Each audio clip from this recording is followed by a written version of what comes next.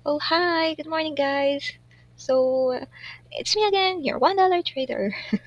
Okay, so share ko lang po ngayon yung update natin kay Bitcoin ngayong June 11. So, actually, um, actually po kasi, naka, dapat mag-aano ako dito, magse-sell short po ako dito sa part na 'to, ayan.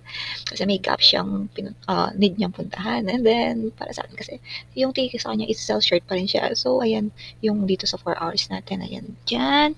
And then sa 1 hour, eto siya, ayan. So kung titingnan niyo po yung ano ko dito is, ah, yung yung trigger order ko dapat is ayan, mahagip siya. Kaso nga lang nakakainis, nakalim hindi ko siya nakalimutan, I mean parang nakatulog ako, hindi ako trigger order dito na sell short. So yun ang pagka-open ko ng short ko ngayon, hala, sabi ko nahagip pala yung ano, yung dapat na i-trigger order ko, nahagip pala siya.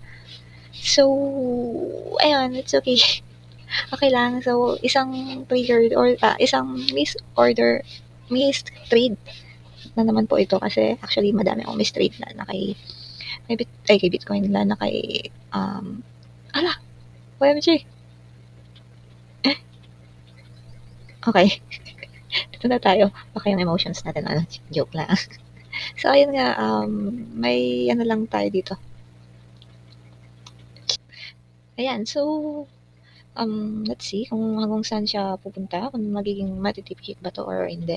So ayun lang, share ko lang sa inyo na advice ko lang, if ever na may mistrades kayo kahit na TA niyo siya, na-chart niyo siya, it's okay kahit na hindi niyo siya na-entryhan, ang gawin niyo is divert niyo lang yung, mindset niyo na, okay may next trade pa, parang may next trade pa, puwede pa tayong makasabay sa susunod na ano, sa trade na yon, yung ganyan. Yung parang for example sasakay ka ng bus, pagkatapos, dahil na-late ka, yung bus na yon na kasi hindi hindi mo siya, nasakyan, umalis na siya agad. Parang gano'n, huwag kayong ma-frustrate or what, kasi may reason nga.